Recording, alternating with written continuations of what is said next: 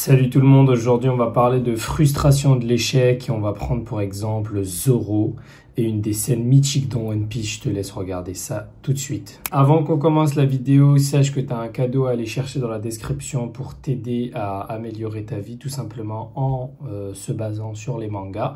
Donc c'est quelque chose de très intéressant, je te laisse regarder si ça t'intéresse. Kozo, nanotte miyo. Loro no Zoro! 覚えておく。久しく見ぬ強き者よ。そして剣士たる礼儀をもって世界最強のこの黒刀で沈めてやる。これが最後の一撃か。外したら死ぬな。世界一か死か。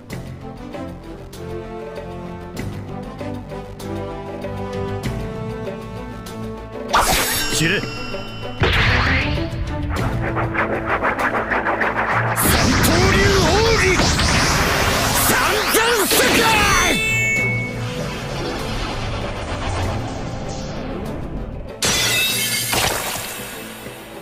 負けた。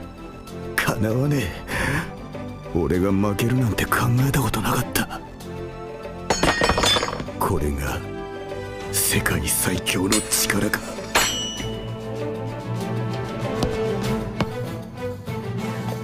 何を？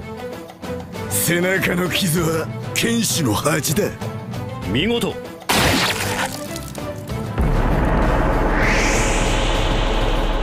生き急ぐな、若き力よ。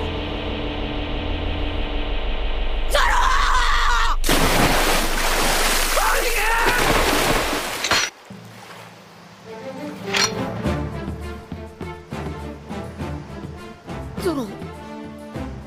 ルフィ、不安にさせたかよ。俺が世界一の剣豪にくらいならねえとお前が困るんだよな。俺はもう二度と負けねえから。あいつに勝って大剣豪になる日まで絶対にもう俺は負けねえ。モンカルか海賊王。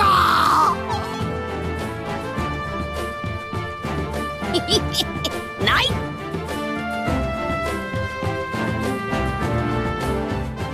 Déjà avant qu'on commence, il faut savoir que un homme frustré est égal à un homme dangereux.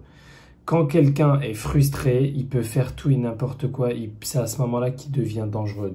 Déjà de un, il peut se suicider, il peut faire du mal aux autres, il peut tout simplement foutre le bordel. Un homme frustré, c'est un homme qui peut foutre le bordel, que ce soit dans sa vie, dans la vie des autres, de tout le monde. Donc c'est vraiment un homme dangereux pour la société. Maintenant, il faut savoir tout le temps voir le bon côté des choses et il faut tout le temps savoir réorienter l'énergie qu'on a. Il faut toujours savoir réorienter et avoir le contrôle de ses émotions, avoir le contrôle de ce qu'on ressent, avoir le contrôle dans sa vie, c'est le plus important pour un homme. Parce que plus tu sais contrôler ça, plus tu sais contrôler ce que tu ressens et plus, si tu veux, tu as le contrôle sur ta vie et plus tu peux atteindre des objectifs ambitieux. Parce que la différence entre quelqu'un qui n'a pas le contrôle de ses émotions, qui n'a pas la gestion de ce qu'il ressent, qui n'a pas le contrôle sur lui-même, c'est un homme qui est très dangereux pour la société, mais c'est pas une dangerosité, si tu veux, qui est contrôlée. C'est une dangerosité qui explose comme ça, comme Hulk. Il n'a pas le contrôle de ce qu'il fait. Alors qu'un homme fort, un homme puissant, c'est ça la différence avec un homme qui est juste dangereux, c'est qu'un homme puissant, lui aussi il est dangereux, mais il sait comment orienter sa dangerosité, il sait comment orienter sa puissance, il sait comment orienter ses émotions, il a les gestions et le contrôle de tout ça. Et c'est de ça qu'on va parler aujourd'hui. Parce que comme Zoro, quand il s'est fait battre par Mihawk, l'un des premiers combats titanesques qu'on voit dans One Piece et qui, perso, moi, est resté gravé dans ma mémoire et je pense qu'il va le rester pendant très longtemps. C'est une scène vraiment que j'ai surkiffé. Mais si tu regardes bien, Zoro, il s'est fait battre, ça lui a mis un gros coup à son honneur en tant que sabreur, en tant que chasseur de pirates, en tant qu'homme.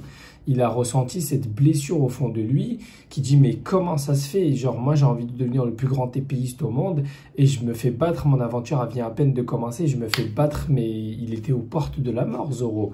Et ce jour-là, c'est vraiment quelque chose qui l'a profondément touché, quoi. C'est un échec cuisant qu'il a ressenti à ce moment-là et il en avait les larmes aux yeux parce qu'il a été blessé en tant qu'homme. C'était vraiment une très profonde blessure qu'il a reçue.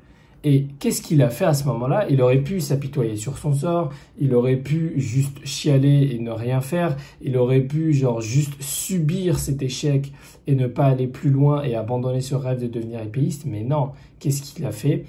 Il a dit que plus jamais de sa vie, il perdra un autre combat. Il a dit que plus jamais de sa vie, ça lui réarriverait. Il a dit que justement, il allait utiliser ça pour atteindre ses objectifs, pour battre Mio qu'un jour. Il en a fait la promesse à son capitaine et aux gens qui étaient autour. Et c'est exactement dans la même dynamique que tu dois être. Tu ne dois pas, si tu as des échecs, abandonner. Tu ne dois pas, si tu as des échecs, lâcher l'affaire. Tu ne dois pas t'apitoyer sur ton sort. Tout ça, ça ne sert à rien. Ça va te mener nulle part. Ça va juste engendrer de la frustration qui va s'accumuler jusqu'au jour où tu vas péter comme Hulk et tu vas faire du mal aux gens qui sont autour de toi. Okay, mais c'est pas ce que tu veux. Toi, tu veux atteindre tes objectifs. Et donc, dans ces cas-là, tu dois utiliser ta frustration comme moteur, comme fuel, comme gasoil pour atteindre ton objectif. Ok, là, tu es une fusée qui essaye de monter dans l'espace. Tu commences à manquer justement d'énergie et de boost pour atteindre l'objectif que tu as envie d'atteindre. Et bien là, justement, la vie t'a donné cet échec-là pour que tu t'alimentes et que tu atteignes tes objectifs. Parce qu'encore une fois, je le rappelle, les objectifs, les rêves, les ambitions, les réussites, tout ça, et ben c'est comme en fait, ça s'empile. C'est comme à la guerre, tu vois, à la fin d'une guerre, tu as des corps comme ça qui s'empilent, des mares de sang, des gens qui sont morts, des esclaves, etc. C'est au terme de tout ça que parfois, au terme de certaines grandes guerres, qu'on trouve la liberté. C'est au terme de certaines grandes guerres qu'on arrive à atteindre certains objectifs. C'est au terme de très grandes guerres qu'on arrive à faire un nouveau pas vers l'humanité, même si toutes les guerres, j'avoue que toutes les guerres, ce n'est pas le cas, mais certaines guerres ont quand même du sens, d'accord? Et c'est pareil pour tes objectifs. Maintenant, pour tes objectifs, tu as besoin d'empiler les échecs, tu as besoin d'empiler les échecs, d'empiler les frustrations, d'empiler...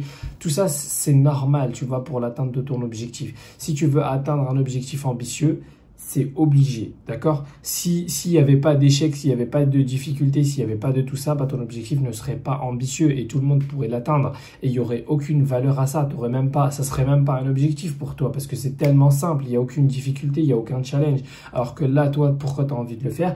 Parce que ça a de la valeur, parce que peut-être pas beaucoup de personnes n'y sont arrivées, peut-être parce que c'est un challenge, tu vois. C'est tout ça qui donne la beauté de ton objectif et c'est tout ça qui donne la beauté de ce que tu as envie d'atteindre. Et donc pour ça, tu es obligé de passer par des échecs. Ça fait partie de la réussite. Donc à chaque fois que tu as un échec, il faut que tu t'en serves comme coup de boost. Donc, à chaque fois que tu as une difficulté, à chaque fois que tu as du mal à passer à l'action, à chaque fois que tu as, par exemple, tu as noté dans ton cahier, dans ton carnet que tu devais passer à l'action à tel moment et tu ne le fais pas, et ben à chaque fois que voilà, tu as une routine, tu as un passage à l'action, tu as quelque chose que tu dois faire et que tu ressens une sorte de flemme, tu n'as pas trop envie de le faire, et ben repense à cet échec que tu as vécu, repense peut-être à cette humiliation que tu as vécu comme Zoro et tu verras que tout de suite, ça va te donner un coup de fouet, ça va te donner un gros coup de pied au cul et tu auras juste envie de passer à l'action et te dire bah non, je suis pas une merde,